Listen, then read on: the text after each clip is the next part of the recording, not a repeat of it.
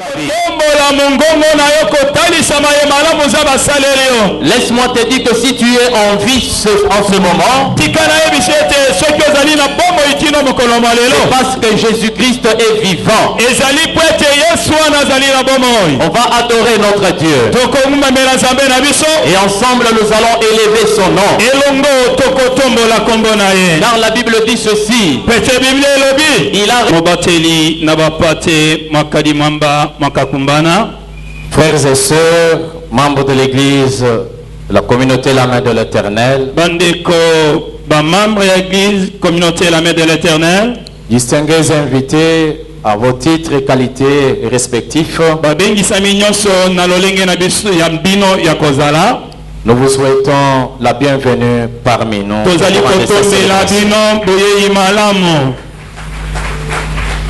Aujourd'hui, nous sommes réunis en ces lieux pour commémorer nos 3 ans, les 3 ans de la communauté La Main de l'Éternel.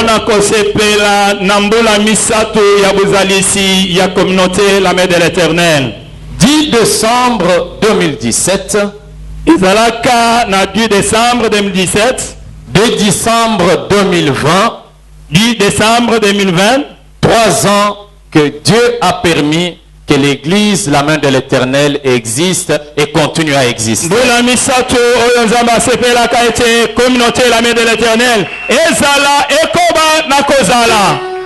Aujourd'hui, nous nous réunissons pour 3 buts.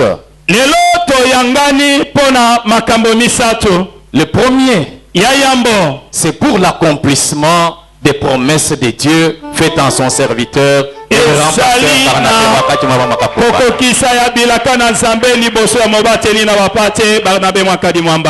Il a reçu l'appel de Dieu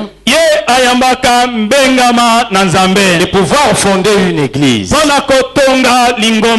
Et le 10 décembre 2017, nous avons eu notre premier culte. Aujourd'hui, 3 ans après, nous trouvons l'accomplissement de la promesse de Dieu. Alléluia. Amen. Pour vous dire et me dire, si Dieu t'a aussi promis quelque chose, il va l'accomplir. Il a promis à son serviteur, il a réalisé le 10 décembre 2017, et 3 ans après, nous continuons. Deuxième but pour lequel nous retrouvons ces lieux, c'est pour les actions de grâce. Oh, 3 ans durant, Dieu ne nous a pas abandonnés. Commencer une église et avoir vraiment les membres de cette église-là, il faut la main de Dieu. 3 ans durant, Dieu a délivré ceux qui sont venus avec les esprits des morts. 3 ans durant, ceux qui étaient malades ont été guéris par la puissance du nom de Dieu. 3 ans durant, les chômeurs ont eu du travail. 3 ans durant, certains d'entre nous ont connu des promotions. Et le cas le plus patent est celui de notre représentant. Il a été élevé pendant que nous sommes dans la main de l'Éternel. 3 ans durant, nous avons célébré des mariages dans cette communauté. 3 ans durant, il y en a qui ont été bénis financièrement. Le dernier cas en date, 3 membres parmi nous, la semaine passée, ont acheté leur véhicule. Pour tous les bienfaits dont nous avons été bénéficiés. Et respectant les recommandations du Seigneur qui disent que nous devons être reconnaissants. Aujourd'hui, nous allons tourner le dos pour voir d'où nous sommes venus. Nous allons regarder là où nous sommes et regarder là où nous sommes. C'est pour cela de nos lèvres nous allons le louer, le chanter, les grandes actions de grâce. Il le mérite. Troisième but, c'est l'organisation de l'église pour se réjouir avec certains d'entre nous qui sont parmi nous.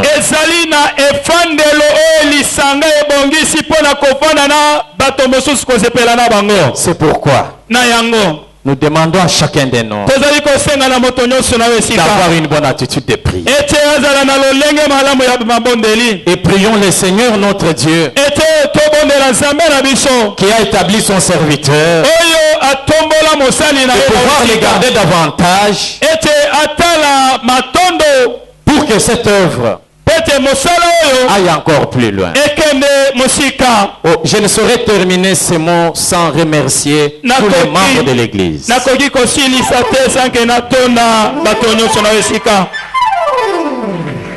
Au nom du représentant légal et tous les serviteurs de Dieu, nous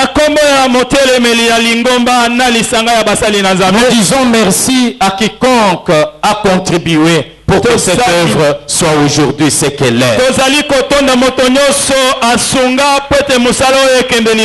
Nous remercions aussi les frères et sœurs qui ne prient pas avec nous, qui nous ont bénis. Que Dieu du ciel, que Dieu de la main de l'Éternel, que Dieu de pasteur Barnabé Mwaka puisse nous bénir aussi davantage. Du reste, je souhaite à chacun de nous des bons moments de prière. Et puisse la main de Dieu qui nous a accompagnés pendant 3 ans puisse aussi se manifester envers vous aujourd'hui. Pour la gloire du nom de Dieu, nous vous remercions.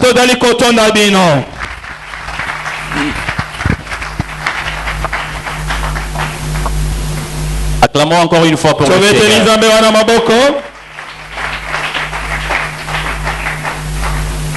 Que Dieu bénisse le révérend pasteur Crispin. Et le Seigneur te bénisse aussi d'avoir rehaussé de ta présence ce moment. Amen. Amen. La Bible dit ceci. Devant Dieu, il n'y a aucun parfait. Personne ne peut se déclarer parfait devant Dieu. Nous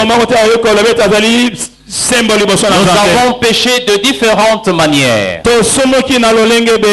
En parole, en pensée, par action, par omission. C'est ça le moment bien aimé dans le Seigneur, de pouvoir renouer les relations qui ont été rompues entre toi et Dieu. Et ce par la confession sincère et un engagement d'abandonner le mal.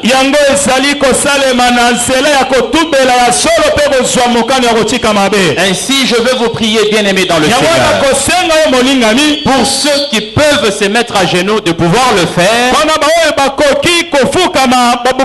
Tous nous allons rester concentrés devant le Seigneur, réfléchissant et pensant aux péchés que nous avons commis. Il nous aurait séparés d'avec l'amour de Dieu. Et cela après cantique. Nous allons tous confesser comme tel. Jésus. Jésus. Jésus.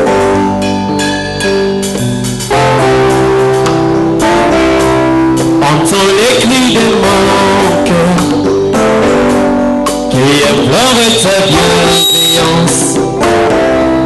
Fais tourner mes offenses.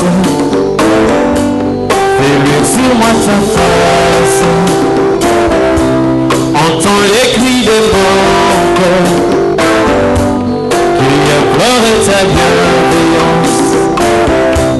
Fais tourner mes offenses.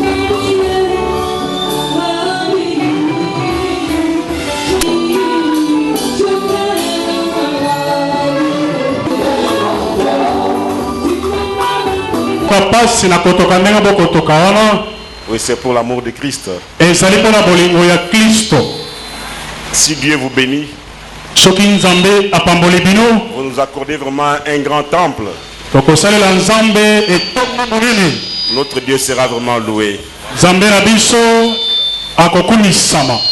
Avant de vous présenter l'homme de Dieu, l'orateur de ce jour,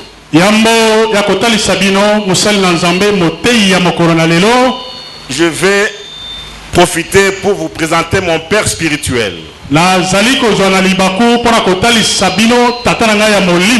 Puisque quand je l'ai appelé, il m'a dit qu'aujourd'hui il a rendez-vous à 15h.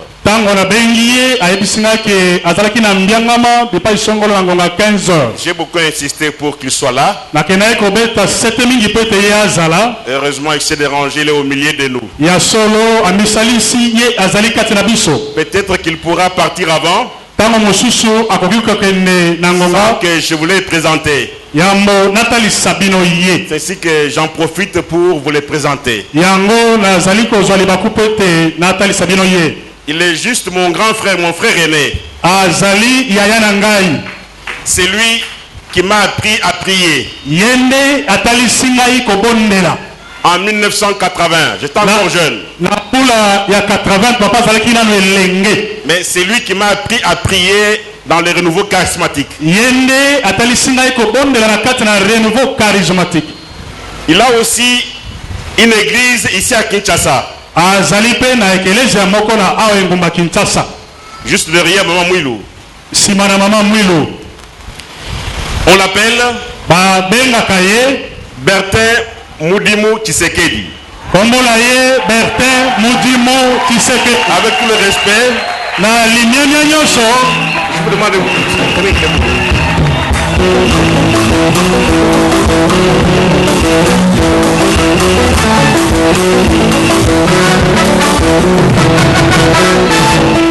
c'est lui mon père spirituel. Il m'a appris à chercher le Seigneur en 1980. Et en 87, il m'a baptisé dans la rivière d'Endjili. J'ai commencé à servir dans son église. Avant de le quitter pour rejoindre celui qui va nous prêcher aujourd'hui.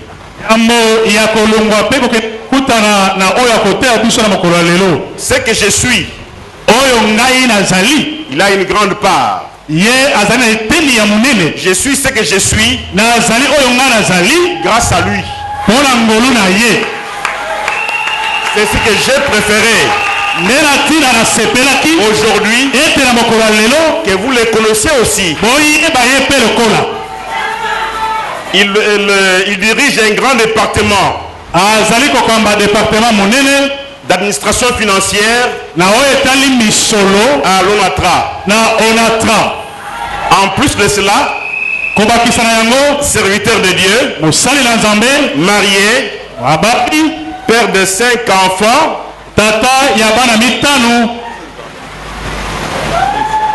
de 6 enfants. Amen. Amen. Oui, certains sont ici, les autres au Canada. Ainsi. Donc, j'aurais préféré qu'ils vous disent même un petit mot. Amen. Amen. Amen. Amen. Mais je crois que je ne suis pas à mon premier passage ici. Quand vous fêtiez le premier anniversaire, je crois que j'ai participé à cette réjouissance. Certains d'entre vous m'ont déjà vu à cette occasion-là. Parce que cela s'est passé en ces lieux. Pour revenir à ce que le pasteur a dit, je dois tout simplement glorifier Dieu pour cette grâce qu'il a faite. Comme il l'a dit vers ces années-là, Je priais déjà effectivement, mais je ne savais pas qui sera serviteur de Dieu. Je ne savais pas qui dirigerait une église. Comme tout enfant de Dieu, recevant mon jeune frère chez moi,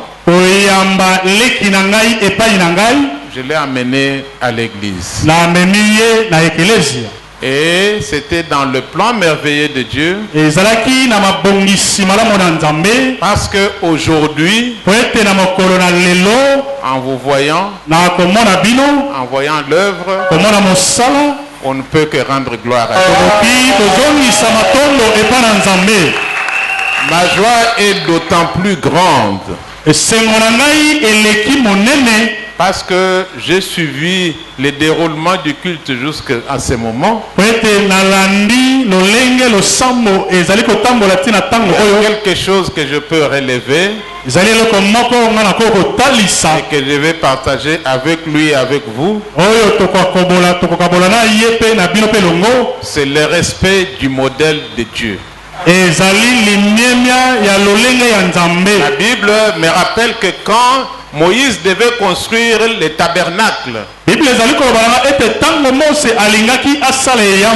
dit ceci: vous allez construire le tabernacle suivant le modèle que je t'ai prescrit au ciel. Donc il y a des tabernacles qui sont construits selon le modèle du ciel, qui sont la référence de Dieu. Et il y a également les constructions humaines. Et beaucoup de gens dérapent dans leur démarche spirituelle. Paul dit que vous avez commencé par l'esprit. Maintenant vous voulez finir par la chair. Vous voulez signifier que dans les derniers jours où nous sommes, des gens auront la démangeaison de la véritable parole de Dieu. Et pour des besoins divers, ils vont fonder la construction de l'église de Dieu sur des choses qui sont charnelles et non qui ne sont pas selon le modèle.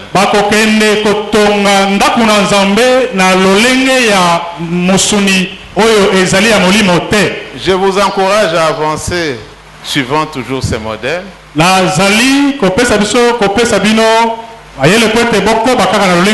Qui ne fait que la célébration de Jésus-Christ dans nos vies. Vous aurez des tribulations. Vous aurez des problèmes dans la vie, des difficultés. Mais je voudrais que vous puissiez dire avec Saint Paul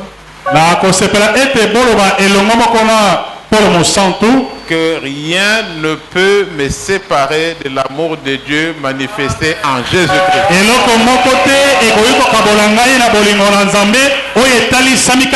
Que ce soit les autorités de ce monde, les richesses de ce monde, le bien de ce monde et consorts, Paul s'est engagé à rester fidèle à Dieu. Parce que son ministère, il exerçait suivant ce modèle-là.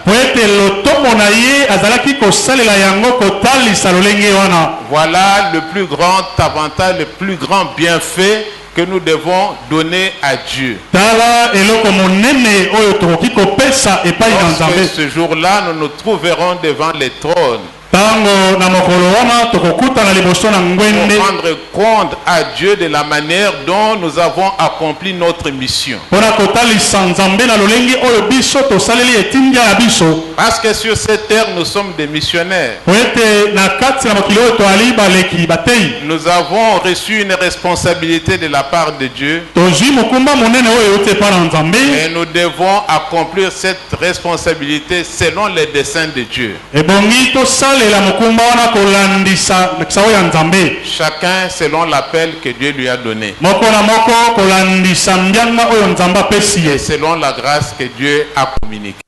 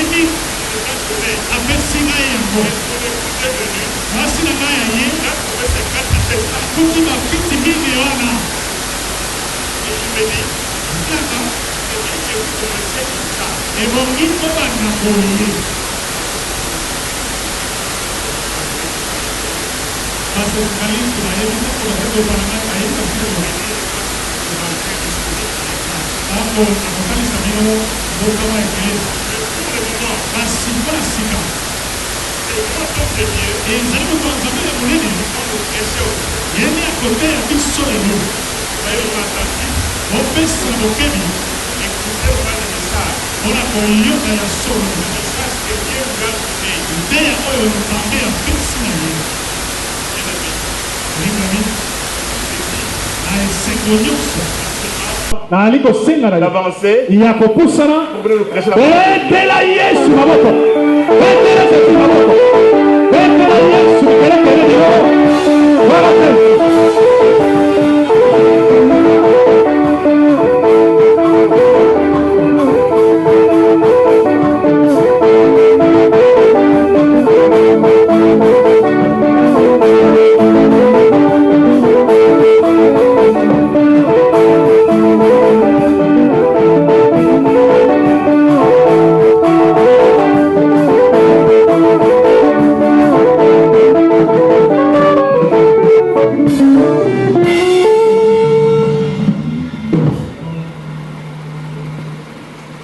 pasteur nous a déjà bénis. Pasteur assis à Pambolibiso. Il a déjà prié pour nous tous. Assis à Bondeli pour l'église. Une chose que je peux demander à l'église. Excusez-moi pour ma voix parce que j'ai prêché avant de venir encore. Ce que je peux vous demander, c'est de vous tenir debout. Tous.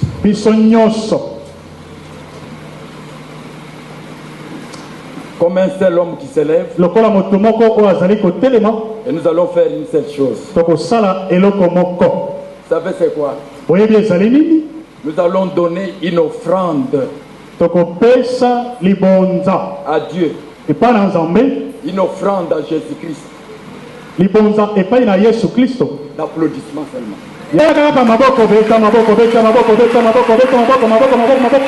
Gloire à Jésus.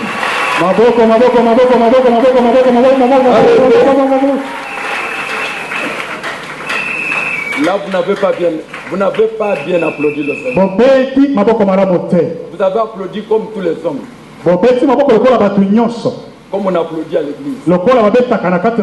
Nous applaudissons avec vraiment un cœur généreux, un cœur reconnaissant. Attendez. Vous savez pourquoi? Parce que nous sommes encore en vie. J'ai vu des jeunes gens de 22 ans, trentaine d'années, qui ne sont pas malades, mais un accident et ils sont partis. Vous pensez que ces gens qui meurent chaque jour ici, ils sont plus pécheurs que nous. C'est la grâce qui fait que vous soyez encore. Maintenant, écoutez. Il ne faut pas être content d'être encore en vie. Il faut être content si vous avez découvert ce que nous allons parler ce soir. L'applaudissement, c'est tout simplement féliciter le Seigneur, lui dire merci de ce qu'il vous garde encore en vie. Félicitons ensemble le Seigneur.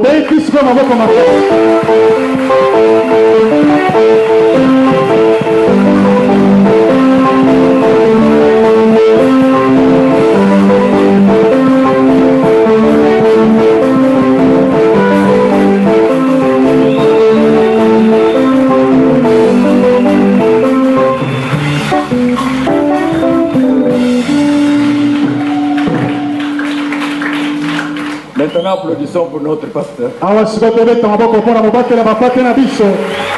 Gloire à Jésus.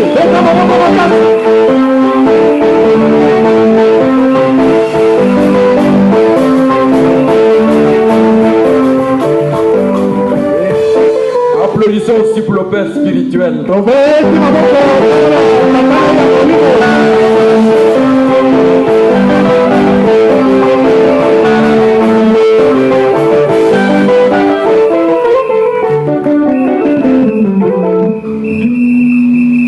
Et applaudissons maintenant pour vous-même.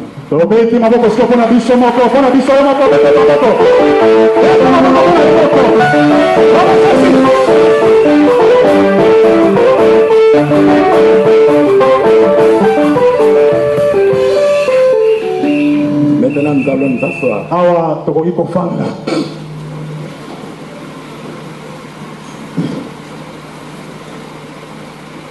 Nous avons beaucoup de choses à dire,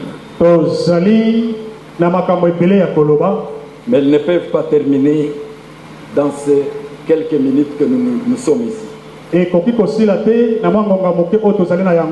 je sais que prochainement, nous sommes déjà unis, nous sommes ensemble.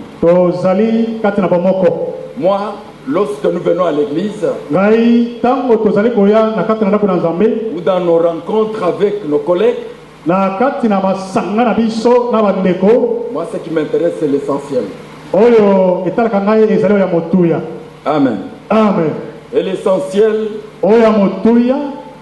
Vous savez c'est quoi? Parfois, on est là pour peut-être une complaisance. Ou soit on a rendez-vous avec quelqu'un. Ou on est venu pour un certain but quelconque. Mais l'essentiel pour moi, c'est la parole de Dieu. Parce que nous parlons de l'église. L'église c'est un rassemblement. Un lieu où le berger rassemble beaucoup de personnes. Au lieu de suivre chacun dans sa maison et les parler, mais il rassemble les gens. Et là il parle. Il donne un message pour tout le monde. Dieu soit loué. C'est ça l'essentiel. Et c'est ça qui doit intéresser tout le monde. Tout ce que vous voyez là, même si nous construisons notre immeuble ici, c'est la tromperie de Dieu et de la pensée. Mais il y a l'essentiel. Et ce soir, je bénis le Seigneur. Vous savez, nous étions à la 4e rue. J'avais une équipe. Une équipe. 3, 4, 5, 6, 7, 8, 9, 9, 10, 11. Moi 12e. Regardez comment c'est. Voilà. Est-ce que vous pouvez nous reconnaître? Nous sommes là. Vous voyez?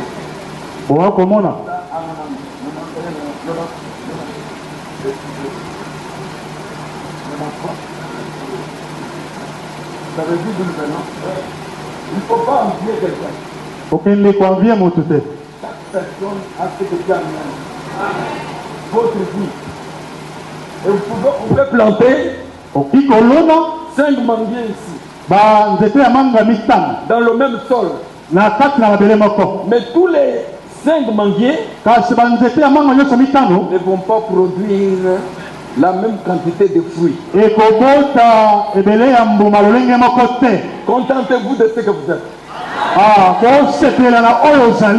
Ça c'est pour votre corps.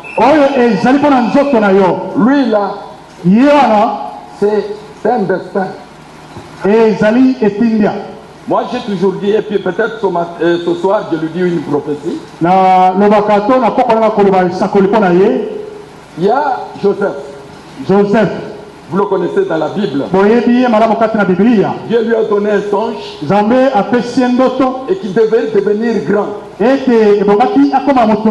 Son père, sa mère, ses frères devaient se prosterner devant lui. Et le chemin qu'il avait emprunté pour devenir cela, c'était un chemin très difficile. Mais alors, il est arrivé au sommet en Égypte. Après le roi, c'était lui. Est-ce que, alors le Seigneur m'a dit, est-ce que Donatien tu sais? C'est seulement pour l'honorer. Non, Joseph était missionnaire en Égypte. Celui qui devait accueillir le peuple de Dieu qui devait quand on élève quelqu'un, c'est pour une mission. Donc on doit découvrir cela. Daniel en Babylone. Daniel na mboka na Babylone. Mais chaque Shadrach Abednego. J'entends beaucoup de prédications. On a eu mais ils n'étaient pas là. Oh, Dieu les a honorés, Dieu les a élevés. Mais c'était pour un but. Afin que son peuple là, son roi là, incirconcis, connaisse qu'il y a un vrai Dieu.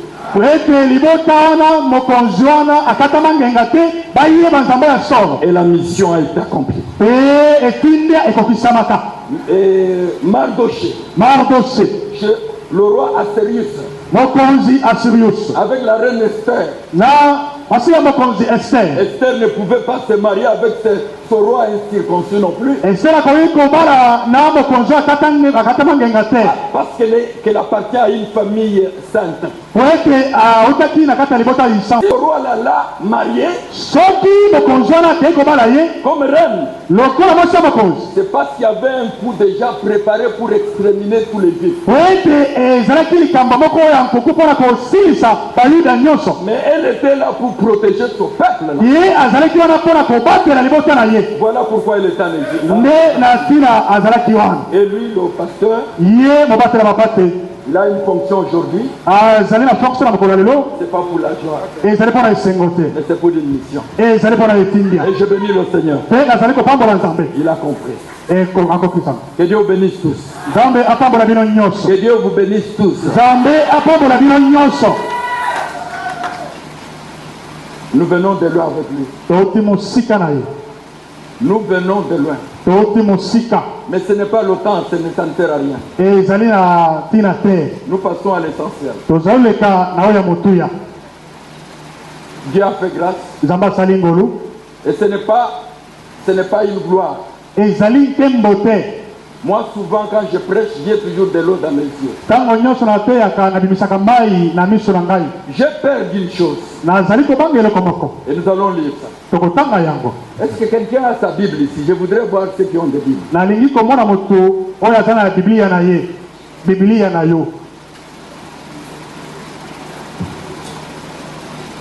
Vous levez votre Bible.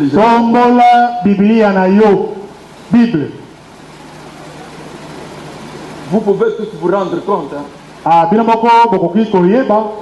bon, peut-être que chacun, beaucoup ont déjà avalé la Bible dans leur cœur. Et qui n'ont pas besoin de lire encore. Mais nous allons lire jusqu'à la fin de notre long jour. Les mêmes versets là, nous pouvons les relire, les lire et les relire même 1000 fois. Nous allons applaudir le Seigneur tout ensemble.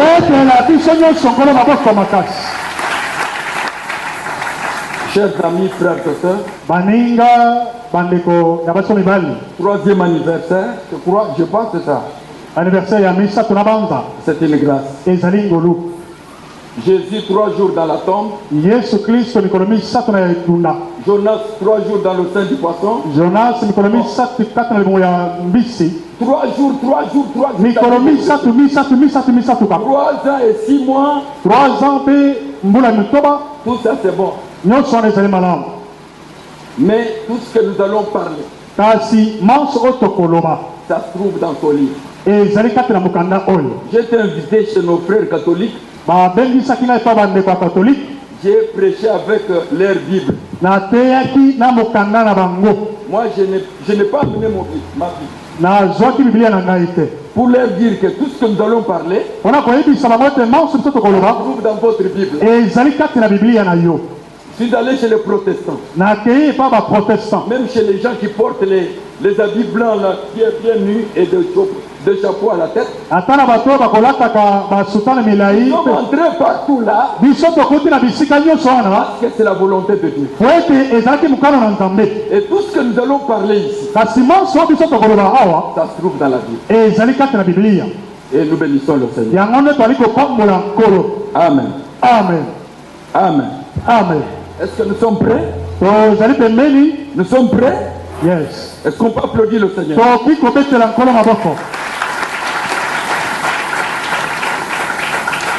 Écoutez, dans cette Bible, dans la Bible que vous avez en main, il y a 3 personnes. Il s'agit de 3 personnes. De Genèse à l'Apocalypse. La première personne, c'est Dieu.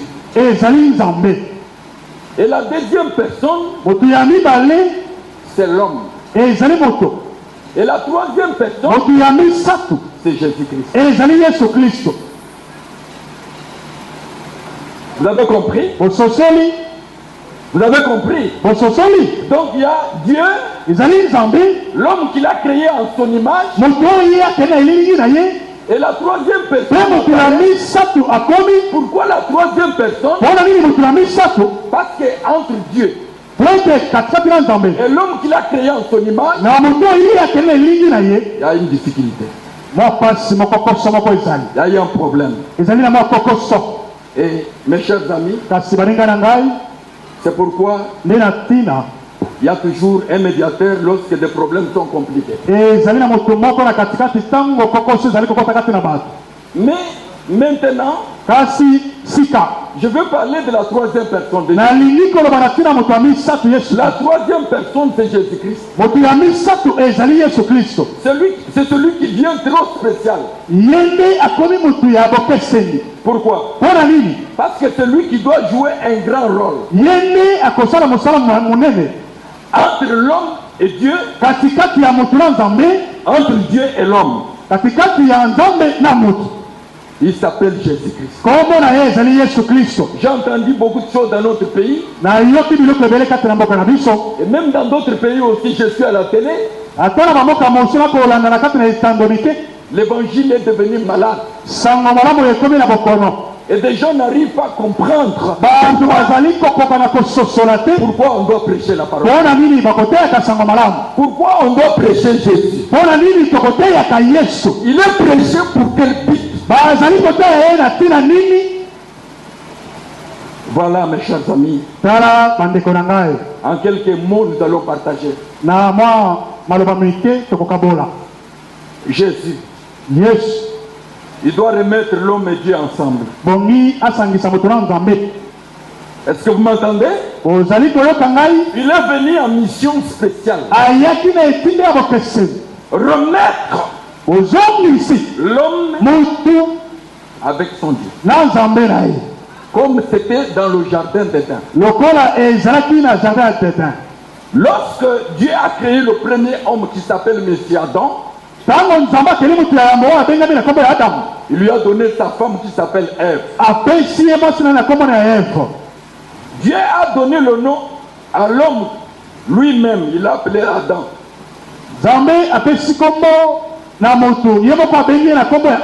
Mais c'est Adam aussi qui donne le nom à sa femme.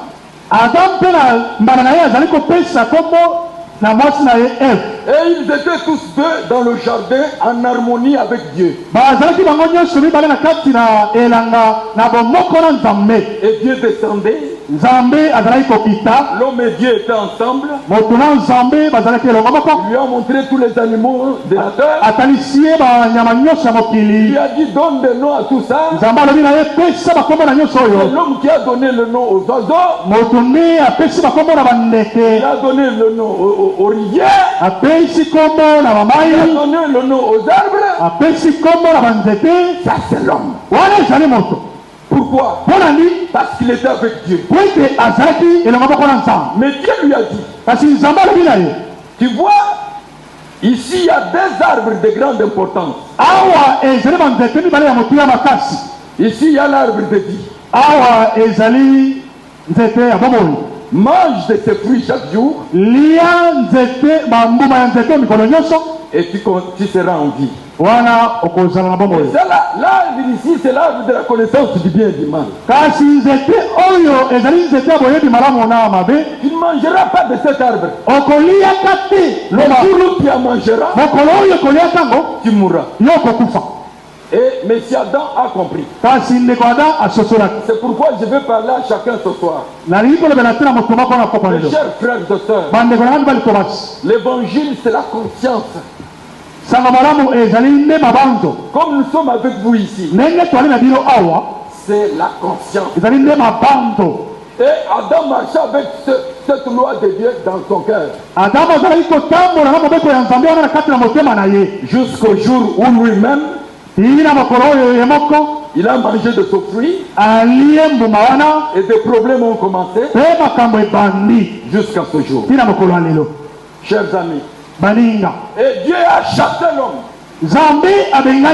Et la Bible dit, c'est l'apôtre Paul qui dit, tous ont péché et sont privés de la gloire de Dieu. Maintenant, l'homme a quitté le jardin. Il a commencé à souffrir. C'est la maladie, la mort, douleur, divorce, et beaucoup d'histoires. Jusqu'à ce jour. Mais Dieu au ciel, parce qu'il a créé l'homme en son image, il a toujours l'amour de l'homme. Mais il cherche comment retourner l'homme. C'est comme ça qu'il a trouvé un autre moyen pour retourner l'homme. Et ce moyen-là s'appelle Jésus-Christ. Amen. Amen. S'appelle Jésus-Christ. Il est venu dans le monde. Jésus que vous citez dans votre bouche est venu dans le monde en mission spéciale.